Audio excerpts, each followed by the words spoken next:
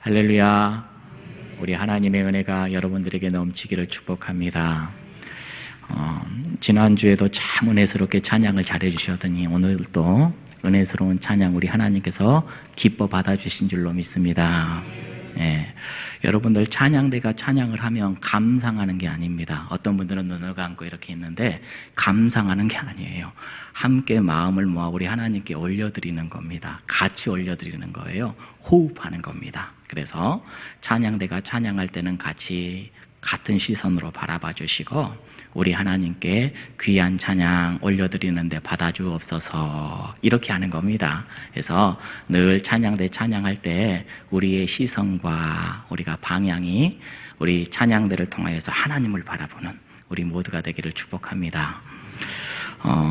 잘 알다시피 사순절 첫 번째 주일을 맞습니다. 이 사순절 날 우리가 가장 깊이 있게 생각해 봐야 될 것은 우리 예수님께서 이 땅에 왜 오셨느냐입니다. 왜 이렇게 고난을 당하셔야 했느냐입니다. 그리고 나라는 존재가 어떤 은혜를 받았느냐 이거지요. 2000년 전에 하나님께서 세상을 구원하시기 위하여서 예수님을요 구원자 메시아로 이 땅에 보내셨습니다. 메시아가 세상에 온다라는 이 사실을 과거로부터 이미 알고 있었던 사람들이 있었습니다. 한 민족이 있죠. 어떤 민족이었어요? 이스라엘 백성들, 유대인들은 메시아가 온다, 구원자가 온다라는 것을 이미 알고 있었습니다. 자, 그래서 이스라엘 백성들은요, 늘 구원자, 메시아를 기다리면서 살았습니다. 그런데요, 아이러니한 일이 발생을 합니다.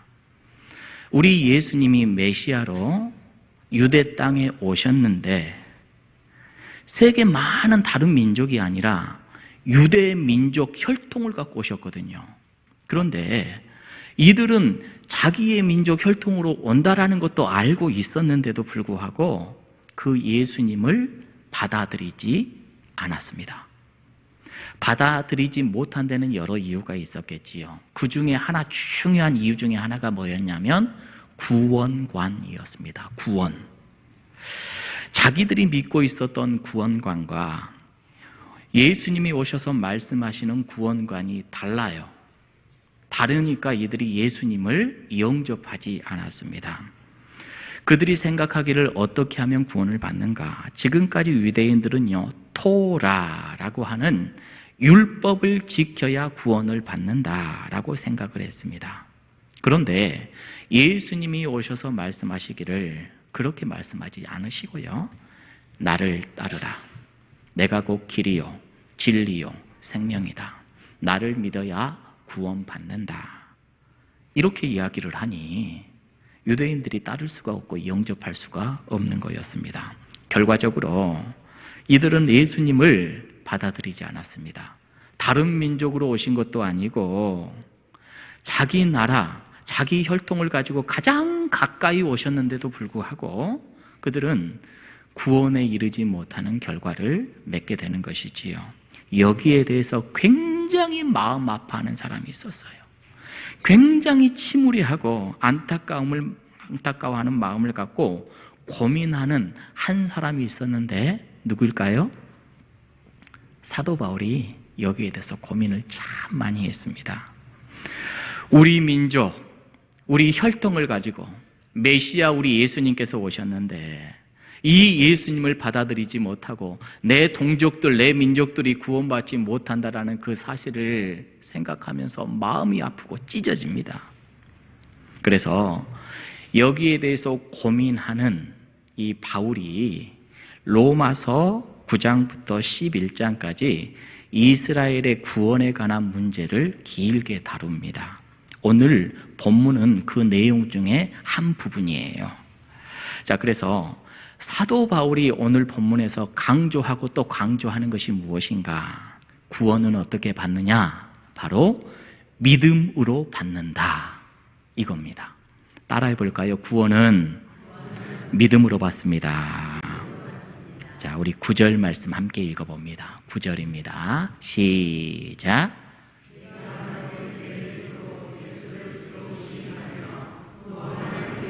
그를 죽은 자 가운데서 살리신 것을 내 아멘. 믿음으로 구원을 받는다. 자, 유대인이 알고 있었던 구원관과는 달라요. 이들은 율법을 지키면 구원받는다. 이렇게 지금까지 배우고 이렇게 지금까지 살아왔고 그렇게 몸부림쳤거든요. 유대인들은 일찍이 모세를 통하여서 주신 율법을 지키면 우리는 구원에 이른다라고 생각을 했어요. 그래서 구약 613가지의 율법을 지키려고 노력을 했습니다. 자, 그런데 솔직하게 이야기를 해봐요. 율법을 온전히 지킬 수 있는 사람이 있습니까? 자, 율법이 이렇게 많이 있는데 율법 중에 한 80% 지키면 구원에 이를까요? 나는 좀 부족해서 한 50% 정도밖에 못 지키는데 50% 지키면 구원에 이를 수 있을까요? 네. 구원을 온전히 지킬 수 있는 사람은 한 사람도 없지요. 한 사람도 없습니다. 여러분, 율법을 지킴으로 인하여서 구원받을 수 있다는 것은 없어요. 율법의 역할은 뭘까요? 율법의 역할은 죄를 깨닫게 해주는 겁니다. 아, 이렇게 살아가면 죄구나. 이렇게 살아가면 죄인이구나. 그래서 돌이킬 수 있는 것이지 그것 자체가 구원을 가져다 줄 수는 없는 것이지요. 우리가 잘 아는 다윗 한번 생각을 해볼까요? 하나님의 마음에 합한 자라고 그렇게 하나님께서 인정해 주었던 자였습니다. 정말로 하나님 잘 섬겼지요. 믿음도 훌륭합니다. 말씀대로 순종하면서 살려고 얼마나 노력을 했습니까? 그런 다윗도요, 한순간 유혹에 넘어져 버리잖아요. 간음죄를 짓게 됐어요. 그 간음죄 덮으려고 살인죄도 져요. 이게 이스라엘 백성들이 그렇게 높이 추앙했던 다윗의 모습입니다. 다윗도 한순간에 넘어져 죄인이지요. 지혜의 왕 솔로몬은 어떻습니까? 하나님께 1000번째 엄청난 제사도 드렸어요. 그 누구보다도 부함도 얻었습니다. 그런데 어느 순간 이방신을 맡게 되지요. 어느 순간 넘어져 버립니다. 죄에 오염되어 버리는 모습을 우리가 보게 됩니다. 율법을 다 지켜서 나는 의롭다, 나는 구원받는다 라고 말할 수 있는 사람은 세상에 단 한 사람도 없습니다. 또 어떤 사람은 이런 이야기를 하기도 해요. 신비적인 영적인 체험을 한 사람은 구원받은 사람이야. 여러분들 영적인 체험 해보셨습니까? 하나님이 주시는 놀라운 막 그냥 은사와 은혜 받아가지고 일반 사람들과는 다른 모습으로 막 영적 신비의 체험도 막 갖고 내가 구원받았으니까 이런 것도 보여주시지, 이런 것도 이런 은사도 주시지, 딱 이런 사람들이 있습니까?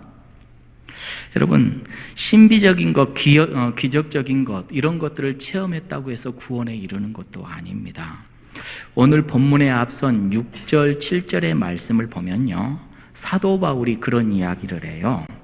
하늘에 올라가는 그런 체험, 지하 수월에 내려가는 그런 체험, 무지개까지 내려가는 그런 신비의 경험을 한 사람일지라도 그것은 구원과는 관계없어.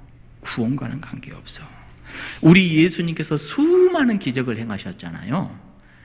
죽어가는 사람도 살리셨습니다. 보리떡 5개, 물고기 2마리로 사람을 다 먹여요. 다 먹여요. 그런데 그 기적을 체험한 사람들의 모습이 어때요? 나중에 더 큰 기적만을 바래요. 얼마나 욕심이 들어가는지 몰라요. 그리고 자기들이 원하는 기적이 사라져버리자 따르지 않습니다. 기적으로 구원받을 수 있는 사람은 없어요. 율법을 지킴으로써도 구원받는 사람은 없어요. 그러면 사도 바울이 말하는 구원의 방법은 무엇이냐? 오늘 명확하게 그 방법을 제시해주고 있는데 바로 그것이 예수 그리스도를 믿는 믿음으로 구원받고 의로워진다. 이 방법밖에 없다라는 것을 사도 바울은 우리들에게 가르쳐주고 있습니다. 13절의 말씀을 우리 함께 읽습니다. 13절 시작. 주의 이름을 부르는 자는 구원을 받으리라. 아멘. 누구든지 유대인들은 자기들만 자기들만 이렇게 했는데 사도 바울이 말하기를 아니야. 누구든지 헬라인이나 야만인이나 이방인이나 우리 동족 유대인들이나 누구라도 예수님을 믿는 자, 받아들이는 자, 영접하는 자, 그 이름을 부르는 자는 구원받는다라고 가르쳐 줍니다. 여러분, 구원의 방법은 예수님밖에 없어요. 예수님밖에 없어요. 혹시 이 자리에서 오늘 또 예배하러 나왔는데 구원의 기쁨이 없으신 분들이 있는지 모르겠어요. 나는 나중에 천국 간다라는 확신이 없는 분들이 있는지 모르겠어요. 절대 그런 분들이 없었으면 좋겠습니다. 예수님을 믿는 순간 그는 하나님의 자녀가 되는 놀라운 권세를 얻는 줄 믿습니다. 우리 옆에 분들 이야기합시다. 예수님 잘 믿읍시다. 구원은요, 다른 데서 찾은 것이 아닙니다. 절대로 구원은 다른 데서 찾는 것이 아니라 구원이라는 것은 가장 가까이에 있습니다. 가장 가까이에 있어요. 8절 말씀에 뭐라고 되어 있느냐? 가까이에 있다라는 말씀이 있지요. 우리에게 가까이에 있어요. 절대로 먼 곳에서 구원을 찾아서는 안 돼요. 또 이 구원의 말씀 어려운 말씀도 아니에요. 유대인들처럼 율법 613가지를 거기에 세치까지 더하면 몇천 가지가 되겠지요. 이것들을 다 지키려면 얼마나 힘들어요. 얼마나 어려워요. 어려운 것이 아니다. 멀리 있는 것이 아니다. 가까이에 있고 그것은 쉽다라고 사도 바울이 우리들에게 이야기를 해줍니다. 특별히 9절 말씀을 우리가 잘 기억을 했으면 좋겠어요. 9절 시작. 입으로 그리스도를 시인하며 또 하나님께서 그를 죽은 자 가운데서 살리신 것을 내 마음에 믿으면 아멘. 자, 저 말씀을 통해서 우리가 다시 한번 우리의 구원관을 살펴봤으면 좋겠습니다. 구원의 말씀이 가까이 있는데 이제 어떻게 해야 되느냐? 이제 어떻게 해야 되느냐? 자, 그러면 우리가 구원을 어떻게 받아야 된다라는 것을 우리가 분명히 아는데 이 옳은 지식이 내 안에 딱 정착이 되어 있어야 됩니다. 다른 곳으로는 구원받을 수 없어. 구원의 말씀을 잘 받아들여서 그것이 나의 온전한 지식으로 머리에, 마음에, 삶의 체계로 딱 정착이 되어져 있어야 돼요. 자, 이스라엘 백성들은 이걸 잘 모르는 거예요. 2절 말씀에 이런 말씀이 있어요. 2절 말씀 사도 바울이 그런 이야기를 합니다. 읽어볼까요? 시작. 내가 증언하노니 그들이 하나님께 열심히 있으나 올바른 지식에 따른 것이. 그들은 누구예요? 이스라엘 백성들, 자기의 동족들은 하나님께 열심은 그렇게 있었어요. 율법을 지키려고 열심도 그렇게 있었어요. 그런데 그게 바른 지식이에요? 아니었어요. 열심은 있으나 올바른 지식이 아니었다라고 이렇게 이야기를 합니다. 여러분, 열심보다 바른 지식, 바른 방향이 중요한 겁니다. 언젠가 제가 예전에 섬겼던 교회 그 집사님을 만난 적이 있습니다. 얼마나 그분이 점잖으시고 지식도 많으시고 또 그때 교회 학교 학생들도 잘 섬기시고 중고등부 부장도 했던 분이십니다. 그런데 그분이 이단에 빠졌어요. 어느 순간 이단에 빠졌어요. 그분이 저에게 하시는 말씀이 뭐냐? 그곳이 너무 좋대요. 정말 좋대요. 지금까지 누려보지 못한 그런 신앙생활이래요. 기존의 교회에서는 찾아볼 수가 없었던, 기존 교회는 보니까 가끔씩 싸움도 하고 갈등도 하고 서로 이간질도 하고, 아이고 왜 저래. 교회가 그랬어요. 맞아요. 교회 안에도 이런 모습이 있을 수 있죠. 얼마나 다른 사람들이 모여있고 다른 생각을 갖고 있는 사람들이 있었으면 그렇게 할까요? 그런데 그 집사님이 이야기했던 것처럼 교회에서 이런 모습은 사라져야 될 줄로 믿습니다. 우리 교회가 행복한 교회, 사랑이 넘치는 교회, 포용하는 교회, 은혜가 넘치는 그런 교회가 되기를 주님의 이름으로 축복합니다. 자, 그런데 그분이 지금 이단에 빠져가지고 신앙생활 하는 곳, 이곳은 자기가 느끼기에 천국이래요. 그렇게 행복할 수가 없대요. 근데 저는 그분에게만 이런 이야기를 들은 것이 아니라 다른 분들에게도 가끔씩 들었어요. 제가 무주 와서도 어떤 분이 이야기하기를 교회 나오시지요. 아니요, 저기 가니까 저기 엄청나게 좋아요. 행복해요. 근데 그것도 이단이에요, 제가 보니까. 그 집사님에게 제가 물어봤어요. 그러면 도대체 어디 나가시냐고.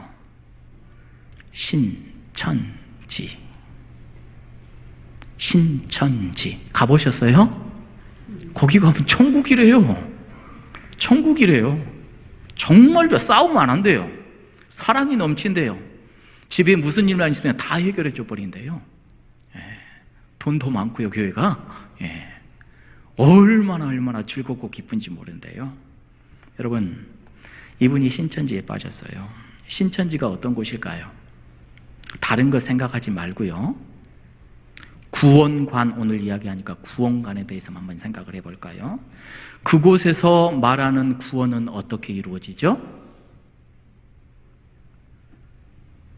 모르나요? 안 가봤으니까 모를 수도 있겠네요. 여러분, 그곳에서 어떻게 하면 구원받느냐라고 가르치냐면 이만희를 믿으면 구원받는다라고 말합니다. 이만희가 구원자요, 이만희가 메시아요, 이만희가 백마탄 왕이요, 이렇게 가르쳐요. 그리고 그들의 삶은 너무나도 깨끗해요, 윤택해요, 행복해요. 여러분, 이 말을 듣고 참 안타깝습니다. 거짓된 신앙에 빠져서 거짓된 행복으로 살아가는 모습이지요. 여러분, 지금 당장 내 생활이 즐겁고 행복해 보이고 천국처럼 보일지라도요, 그거 다 좋은 것 아닙니다. 평안하다. 여러분, 평안만을 바라시죠? 때로는 이 평안이 나에게 힘듦을 또 결론적으로 가져올 수도 있습니다. 여러분, 잘못된 것도요, 일시적으로 행복을 가져다 줄 수 있고 평안을 줄 수가 있어요. 그런데 뭐가 중요해요? 결말이 중요하지요. 이단의 끝이 뭐라고 그러죠? 멸망이에요. 여러분, 지금 내가 어디를 향하여 가고 있는지 방향이 정말로 중요합니다. 열심, 이거보다는 바른 지식이 중요합니다. 올바른 지식, 올바른 방향으로 구원의 길로 가는 것이 정말로 중요한 것이지요. 사도 바울은 이걸 지금 이야기를 하는 거예요. 사도 바울이 고린도전서에 그런 이야기를 하기도 하지요. 유대인들은 표적만을 구한다. 기적을 구해요. 영적인 기적을 막 구해요. 헬라인들은 지혜를 구한다. 지식을 구하고. 그런데 이곳으로는 절대로 구원받을 수 없다라는 것을 지금 사도 바울이 이야기를 합니다. 오늘 본문에 사도 바울은 구원의 말씀이 멀리 있는 것이 아니다, 가까이에 있다, 이렇게 이야기를 해요. 이 구원은 예수 그리스도이시고 우리 예수 그리스도를 잘 받아들이는 것이다. 여러분, 우리가 지난주에도 함께 이 부분에 대해서 나눴습니다. 올바른 구원이 무엇이냐? 우리 예수님을 믿어야 되는 것인데 우리 예수님에 대해서 그럼 뭘 믿어야 되는 것이냐? 또 한번 반복을 합니다. 예수님은 어떻게 우리의 구원자가 되시냐? 신이신 그분이 인간의 모습을 입고 정말로 의롭게 우리를 만들어 주시기 위하여서 십자가에 달려 우리를 대속했다라는 것을 첫 번째 믿는 겁니다. 우리 예수님이 우리를 위하여서 죽으심을 믿으십니까? 아멘, 아멘. 그리고 두 번째요, 이 예수님이 죽으실 뿐만 아니라 다시 살아나셨어요. 하나님의 능력의 권세로 살아나셨어요. 여러분, 예수 그리스도의 부활을 믿으십니까? 부활은 우리에게 어떤 의미를 가져다 줘요? 여러분, 예수 그리스도의 십자가 죽음, 그 대속의 죽음은 내 죄를 가지고 대신 우리 주님께서 죽어 내 죄를 사해 주신 것이고, 우리 예수님께서 부활하셔서 다시금 살아나신 그 은혜는 나 또한 새로운 피조물로서 다시 살아나는 놀라운 부활의 은혜인 줄로 믿습니다. 그래서 우리는 부활주일을 매 주일마다 지키는 거예요. 주일마다 주님 앞에 나와서 예배하는 겁니다. 주일은 작은 부활절입니다. 매 주마다 우리 주님께 예배하는 거예요. 여러분, 이걸 우리는 잊지 않아야 됩니다.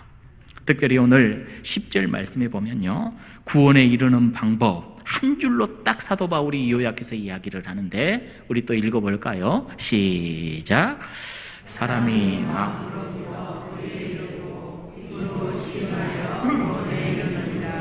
아멘. 여러분, 구원에 이르는 방법 사도 바울이 이야기를 하는데, 먼저 마음에 믿어야 된다라고. 마음에 의심하시는 분들이 혹시 있습니까? 마음이라는 것은 어떤 것이죠? 마음은 사람의 모든 행동을 결정하고 지시하는 인격의 중심, 그 중심지가 바로 마음이잖아요. 마음이 내켜야 뭘 하죠. 그렇죠? 그렇잖아요. 그러니까 마음으로 믿는다라는 것은요, 내 전 인격으로 싹 다 받아들이는 것을 이야기를 하는 겁니다. 마음에 받아들이지 않으면요, 아무것도 내 것이 될 수 없는 겁니다. 우리 예수 그리스도를 마음으로 받아들이는 은혜가 있기를 주님의 이름으로 축복합니다. 심지어는요, 음식도, 먹는 음식도 마음으로 받아들이지 아니하면 그 음식 먹을 수 있어요? 못 먹어요. 음식도 못 먹어요. 그렇잖아요. 저는 음식을 아주 좋아합니다. 다 잘 먹어요. 다 잘 먹는데 무지에 와서 생소한 음식을 한번 취해 본 적이 있습니다. 여러분, 소감버섯 아십니까? 소감버섯 아세요? 예. 김강래 권사님 모르세요? 저는 소감버섯 처음 먹어봤거든요. 버섯이에요. 근데 소간처럼 생겼어요.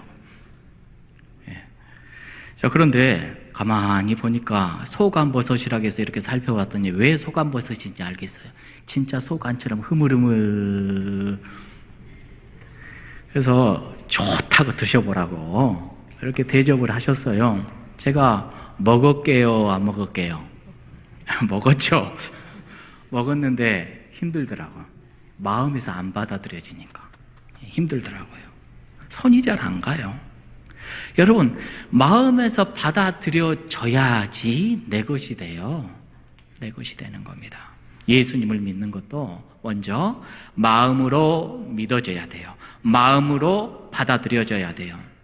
그럴 때 믿을 수 있는 것 아니겠습니까? 일본의 유명한 신학자 우찌무라 간조가 이런 말을 했어요. 하나님께서 내리는 저주가 있다라면, 하나님이 내리시는 저주가 있다라면 그것이 뭐냐? 질병도 아니다, 실패도 아니다, 배신당하는 것도 아니다. 만일 저주가 있다라면 세 가지인데, 그 첫 번째, 아무리 믿으려고 해도 하나님이 믿어지지 않는 것이 저주들. 여러분들은 저주 받았습니까? 은혜 받았습니까? 우리는 은혜 받았나요? 왜요? 마음으로 받아들여지니까. 두 번째, 아무리 성경을 읽어도 하나님의 말씀이 들려지지 않아요. 성경 말씀의 지식은 아는데, 내용은 아는데 이게 나에게 하나님의 말씀으로 들려지지 않는다라면 이게 저주래요. 성경 백독 통독해 보세요. 그래서 여러분들 기도가 중요합니다. 성령님의 임재가 중요합니다. 성경 많이 봤다고 이게 중요한 게 아니라 한 절을 봐도 하나님, 이 말씀이 들려지게 하여 주옵소서. 내 말씀 되게 해 주옵소서. 내가 이 말씀대로 살아가게 해 주옵소서. 이게 은혜예요. 여러분, 앞으로 통독 많이 했다고 자랑하지 마시고 많이 봐야지요. 많이 봐야지. 그런데 보는 것 이상의 들려지는 게 중요한 겁니다. 세 번째가 뭐래요? 아무리 감사하려고 해도 감사가 안 돼. 마음으로는 알고 있는데 감사 표현을 못 해. 아무리 사랑하려고 해도 사랑이 안 돼. 이거 저주지요. 저주지요. 우찌무라 간조가 이런 이야기를 하는 겁니다. 마찬가지. 여러분, 하나님을 우리가 아무리 믿으려고 해도 안 믿어지는 것, 이것은 저주라고 하는데 오늘 저와 여러분들은 어떻습니까?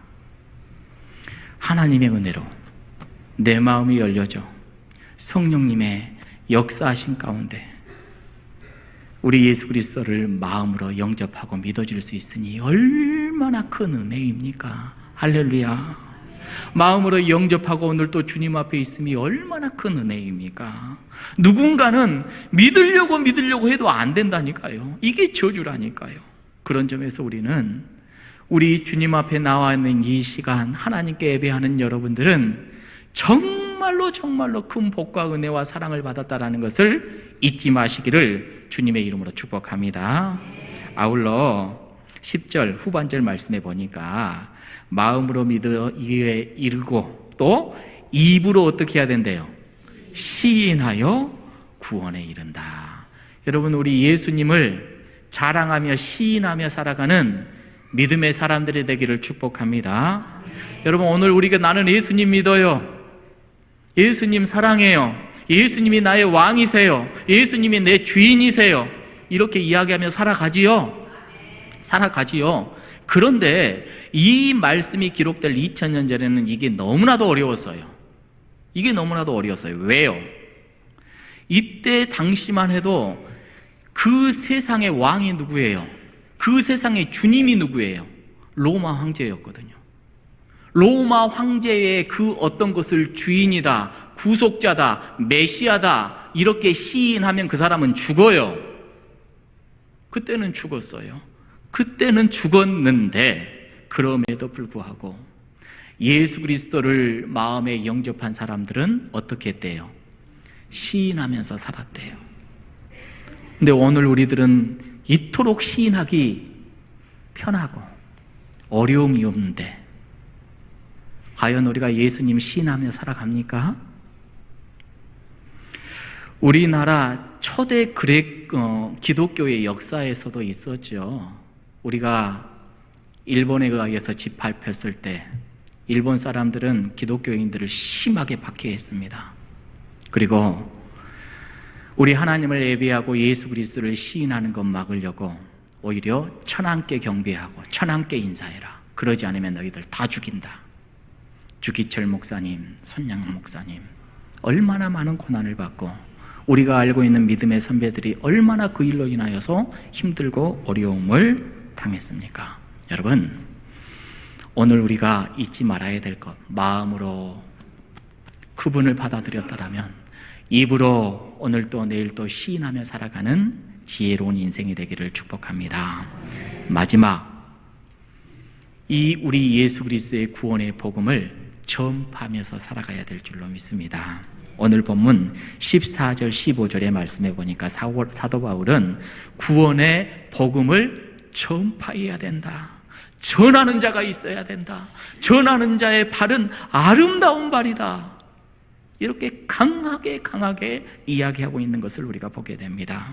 여러분, 이 복음을 전하는 것은 영혼을, 생명을 구원으로 이끌어내는 아름다운 일이잖아요. 여러분, 잊지 마십시다. 오늘 과거처럼 이 일이 우리에게 어려운 것이 아닙니다. 이 구원은 어려운 일이 아닙니다. 율법 613가지를 지켜야지 구원을 받는다, 이걸 열심히 하자, 이렇게 해서 받는 것이 아니라 오직 예수 그리스도를 마음에 영접하면 그 영접도 누가 해주시는 거예요? 하나님께서 나에게 감동 주셔서 은혜 주셔서 내가 받아들여졌잖아요. 그러면 내가 오늘 또 그 내 입으로 시인하며 살아가는 것, 이게 바로 구원받은 사람의 합당한 모습인 줄로 믿습니다. 어떤 할머니가 있었어요. 이 할머니가 어떻게 하면 전도를 잘할까? 어떻게 하면 전도를 잘할까? 라고 생각을 하다가 방법을 하나 생각을 해냈대요. 전도지 있잖아요. 전도지를 갖고 이렇게 보다가 저기 젊은 사람이 지나가요. 어이 젊은이 이리 와보소. 젊은이가 오면 이게 무슨 내용인지 모르겠는데 한번 읽어주겠는가? 할머니가 이렇게 부탁을 하면 그분은 이제 부탁을 들어줘야 되잖아요. 구원받는 방법 해가지고 쭉 내용이 나와 있어요. 그러면 그 청년은 그것을 줄줄 읽어요. 자네도 받았으면 좋겠네 하면서 전도지를 이렇게 건네줬다고 해요. 참 지혜롭죠. 참 지혜롭죠. 여러분, 이 한 주간 어떻게 살아가시렵니까? 내가 구원받은 은혜와 사랑을 받았다라면 많은 사람들에게 이 구원의 은혜를 나누며 살아가는 복된 사람이 되기를 주님의 이름으로 축복합니다. 말씀을 맺습니다. 사순절 첫 번째 주일입니다. 주님께서 십자가의 엄청난 고난을 통하여서 이루어 주신 이 구원의 복음은 멀리 있는 게 아닙니다. 가까운 데 있습니다. 어려운 것도 아닙니다. 그저 우리 주님께서 이미 내 마음을 열어주셔서 우리 예수님을 받아들이게 해주셨습니다. 그분을 내 마음에 품고 내 입술을 열어 그분을 시인하고 많은 사람들에게 알리며 살아가는 은혜의 한 주간의 여정이 되기를 주님의 이름으로 축복합니다. 오늘 말씀 마지막 부분에 보니까 복음을 들고 나아가는 그 발걸음이 어찌 그리 아름답고 어찌 그리 귀하고 어찌 그리 좋은 것인지를 사도 바울은 이야기를 하잖아요. 여러분, 복음 들고 우리의 가정으로, 우리의 일터로, 우리의 삶의 현장으로 나아가는 은혜의 역사가 있기를 축복합니다.